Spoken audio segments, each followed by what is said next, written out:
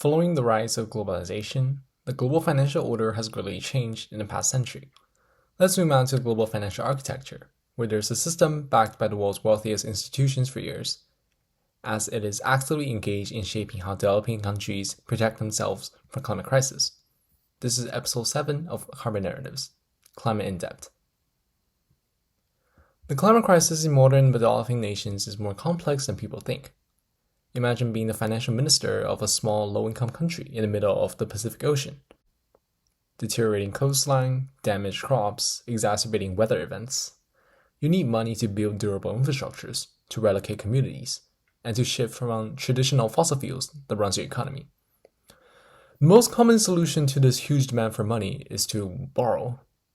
You take out loans from the IMF, the World Bank, international bond market, etc. And now you have debt, which includes interest payments, year after year. And the fastest way to generate this foreign currency you need to service that debt is to extract and export resources like oil or gas. The feedback loop traps nations into an endless cycle. The Fossil Fuel Treaty initiatives describe this phenomenon as a system where fossil fuel revenues are needed to service debt, where fossil fuel expansion locks country into borrowing even more. It's just the simple math of how the current financial market works.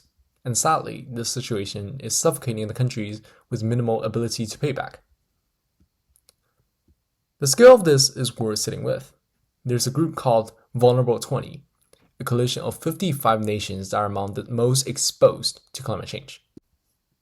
According to the latest World Bank International Debt Statistics, external debt servicing costs for V20 members surged to $120 billion in 2024, more than double the 2018 level. 11 of those members spend more than 25% of their entire government revenue just on debt payments. Muhammad Nasheed, the former president of the Maldives and one of the most prominent climate voices from Global South, put it plainly.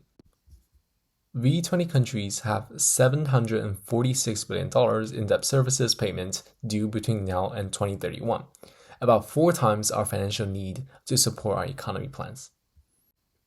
A recent example of this shows up in 2022. Pakistan experienced one of the worst climate disasters in modern history. Catastrophic flooding submerged roughly a third of the country.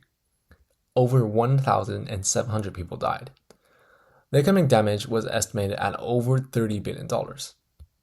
World Bank data shows Pakistan had made $11.8 billion in external debt payments in 2023 alone, while its total external debt reached $93 billion, surpassing pre-pandemic levels.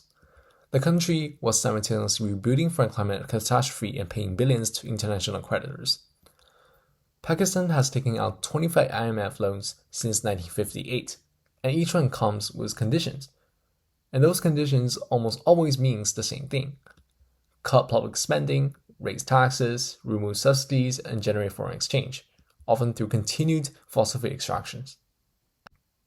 While the IMF advocates publicly for removal of consumer fuel subsidies, it continues to advise investments in fossil fuel infrastructure and production as a path to debt repayments. Sri Lanka followed IMF prescriptions through 16 separate lending programs since 1991 and became the first Asian country this century to default.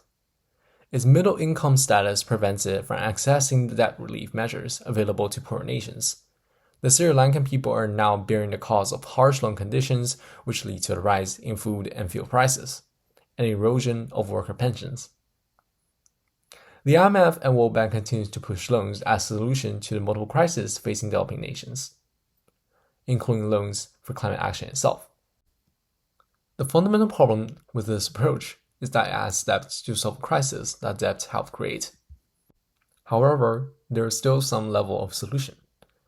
What advocates have proposed instead is to have debt cancellation for the most climate-vulnerable nations, debt for climate swaps where repayments are redirected into green investments rather than creditor accounts, and the inclusion of climate vulnerability in debt sustainability assessment so that the countries aren't penalized financially for being the front lines of a crisis that they didn't cause in the first place.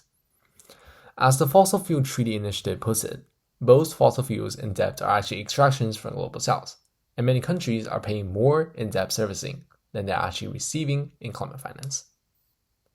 This is Jason, and you've been listening to Carbonaris.